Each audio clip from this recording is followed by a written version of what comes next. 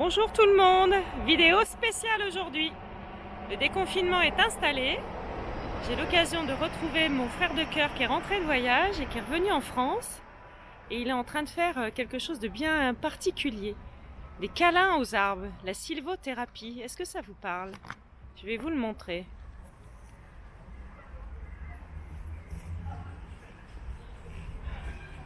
Alors, qu'est-ce que ça fait en fait de faire des câlins aux arbres? Eh bien, ça permet d'être ancré au sol avec ses pieds. Laurent a bien posé ses pieds à plat. Ça permet aussi d'être connecté au ciel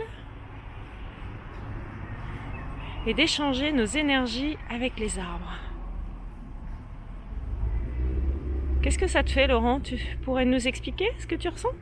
Moi d'abord ce que j'aime vraiment, c'est sentir mon ventre se gonfler et se dégonfler avec l'air en contact du tronc. Ce que j'aime aussi, c'est sentir mes racines et mes pieds s'emmêler avec les racines de l'arbre. Et ce que j'aime aussi, c'est imaginer des branches qui sortent de ma tête et qui viennent se mélanger à celles de l'arbre, qui viennent collecter toute la lumière. Mais dis-moi, du coup, ça ressemble aux pratiques méditatives où on dit que quand on respire, il faut laisser pousser nos racines qui sortent des pieds ou alors de nos mains pour aller vers le ciel?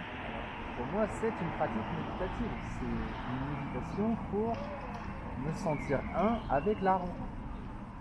D'accord. Et du coup, qu'est-ce que ça fait? Ça m'apaise, ça me détend, ça me fait sourire. Est-ce que ça reste juste au niveau de ton corps, la détente, ou est-ce que ça détend aussi ton mental? Enfin, ça détend surtout mon mental. Ouais. Donc du coup, tu pratiques ça tous les combien? Euh, le temps de pratiquer plus, mais au moins 2 ou 3 fois par semaine. Et comment tu choisis ton arbre? Alors j'ai des arbres favoris. Et puis souvent c'est pas moi qui choisis l'arbre, mais c'est lui qui me choisit. Et puis des fois c'est juste simplement parce que c'est plus facile de mettre mes pieds, ou c'est plus facile. Des fois j'ai besoin d'un gros câlin, alors je prends un gros arbre. Et des fois j'ai besoin, des fois il y a un petit arbre. Et ce petit arbre, je vois qu'il a plein de petites branches. Alors je me dis que ça me ferait du bien de le consoler, parce que ça me console de consoler un arbre qui a plein de branches mortes et qui est en train de mourir. Alors ça dépend de comment je me sens. Et à chaque fois c'est différent. Et pour ceux qui n'ont jamais pratiqué, tu dirais quoi? Il faut demander l'autorisation à l'arbre? Ce que je dirais, c'est que l'arbre il est toujours d'accord. L'arbre il est toujours prêt. Il est toujours présent.